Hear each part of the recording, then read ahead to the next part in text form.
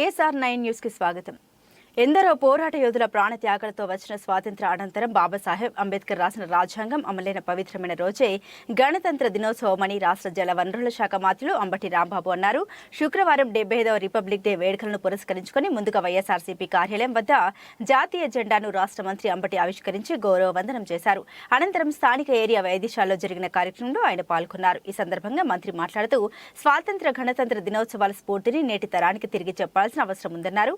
నాటి పోరాట యోధుల స్ఫూర్తితో ముఖ్యమంత్రి జగన్మోహన్ రెడ్డి విద్య, వైద్య, వ్యవసాయ రంగాల్లో సమ్మిళిత సంస్కరణ, పారదర్శకత పాలన చేస్తున్నారన్నారు. గతంలో తక్కువ మంది వైద్యులతో ఉన్న ఏరియా వైద్యశాలను ప్రస్తుతం పూర్తిస్థాయి వైద్యులు, వనరులు, వస్తువులతో ఆదర్శవంతంగా అభివృద్ధి చేశామన్నారు. గతానికి ప్రస్తుతానికి అభివృద్ధిలో బేరీజ్ వేసుకోవాలని సూచించారు. 2 నియోజకవర్గాలకు చెందిన ఈ ఏరియా వైద్యశాలలకు అత్యధిక శాతం మంది పేద వర్గాలు వస్తారని, వారికి వైద్యులు సేవాభావంతో సేవలు అందించాలని సూచించారు. మెరుగైన పనితీరు కనబరచాలని ఆకాంక్షించారు. ముందుగా జెండా వందనం చేసి ఏరియా వైద్యశాలలో ఉత్తమ పనితీరు కనబరిచిన సిబ్బందికి ఆయా ప్రశంసా పత్రాలను అందజేశారు. ఈ కార్యక్రమంలో మున్సిపల్ నియోజకవర్గ మండల ప్రజా ప్రతినిధులు, నాయకులు, వైఎస్ఆర్సీపీ అనుబంధ సంఘాల బాధ్యులు, ఏరియా వైద్యశాల సిబ్బంది తదితరులు ఉన్నారు.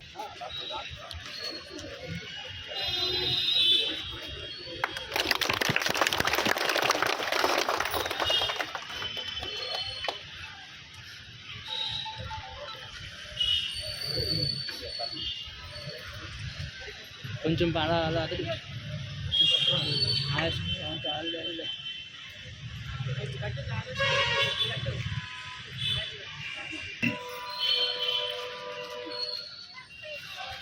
భారతదేశానికి స్వాతంత్రం వచ్చిన తర్వాత గణతంత్ర రాజ్యంగా ఏర్పాటు కావడానికి రాజ్యాంగం అమలైనటువంటి ఈ రోజును పురస్కరించుకుని దేశవ్యాప్తంగా పెద్ద ఎత్తున రిపబ్లిక్ డేని జరుపుకుంటూ ఉన్నాం.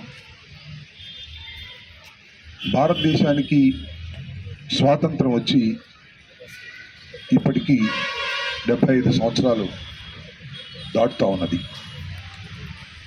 చాలామందికి తెలియదు, వినడం తప్ప.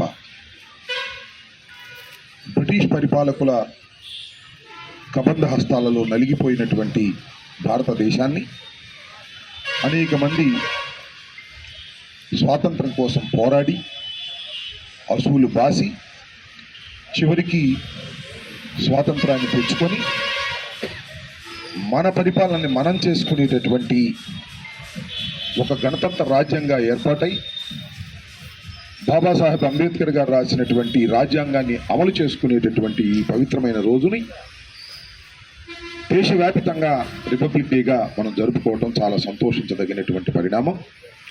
మీ అందరికీ రిపబ్లిక్ డే శుభాకాంక్షలు ఈ సందర్భంగా నేను తెలియపరుస్తూ ఉన్నాను. దానితో పాటు ఈ ఏరియా హాస్పిటల్లో ఇంత ఘనంగా మరి స్టాఫ్ అందరూ కూడా ఏర్పాటు చేసి ఇంత ఘనంగా రిపబ్లిక్ డేని నిర్వహించడం చాలా సంతోషం. ప్రతి సంవత్సరం కన్నా చాలా ఘనంగా నిర్వహిస్తున్నాను. ఈ సందర్భంలో 2 మాటలు నేను చెప్పాలి. ఈ హాస్పిటల్, ఈ ఏరియా హాస్పిటల్ అటు పెదగొరపాడుకి ఇటు సత్తెనపల్లికి కూడా ఆరోగ్య సేవలు అందించేటటువంటి ప్రధానమైనటువంటి ఆసుపత్రి. ఇది గతంలో ఎలా ఉంది, ఇప్పుడు ఎలా ఉంది, ఒక్కసారి ఈ ప్రాంత ప్రజానీకం ఆలోచించాలని మనవి చేస్తున్నాం. ఈ ప్రభుత్వం, వైఎస్ఆర్ కాంగ్రెస్ పార్టీ ప్రభుత్వం అధికారంలోకి వచ్చిన తర్వాత, జగన్మోహన్ రెడ్డి గారు ముఖ్యమంత్రి అయిన తర్వాత ఆరోగ్యం, విద్య పట్ల అత్యంత శ్రద్ధ వహిస్తున్నటువంటి ప్రభుత్వం అని మనం చేస్తున్నాం.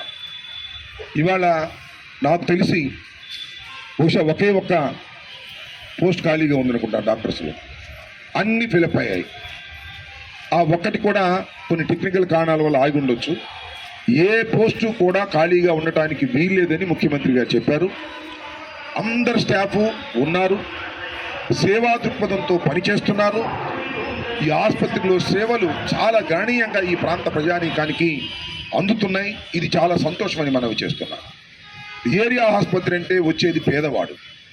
ఆ పేదవాడికి మంచి వైద్యాన్ని అందించాలనేటువంటి ప్రభుత్వ దృక్పథాన్ని 100కి 100 పాళ్ళు సత్తెనపల్లి ఏరియా ఆసుపత్రిలో అందిస్తున్నామని ఈ గణతంత్ర దినోత్సవం రోజున నేను ధైర్యంగా చెప్పగలుగుతున్నాను. నేను వచ్చినప్పుడు చాలా తక్కువ మంది స్టాఫ్ ఉన్నారు. ఈ ఆసుపత్రే కాదు, మొత్తం రాష్ట్రంలో ఉన్న ప్రతి ఆసుపత్రిలోనూ ఏ ఒక్క పోస్టు ఖాళీగా ఉండకూడదు, అందరు డాక్టర్లు ఉండాలి, వైద్యం సక్రమంగా అందాలి అని భావించినటువంటి ప్రభుత్వం అని మనవి చేస్తూ, పేదలకు విద్యా వైద్యం అందించడంలో ఈ ప్రభుత్వాన్ని మించింది మరొకటి లేదని ఈ గణతంత్ర దినోత్సవం సందర్భంగా తెలియజేస్తూ, మరొకసారి ఘనంగా నిర్వహించినటువంటి ఇక్కడ స్టాఫ్ అందరికీ, సూపరింటెండెంట్ గారికి, స్టాఫ్కి అందరికీ నా హృదయపూర్వకమైనటువంటి గణతంత్ర దినోత్సవ శుభాకాంక్షలు తెలియపరుస్తూ మీ దగ్గర సెలవు తీసుకుంటున్నాను. జై హింద్.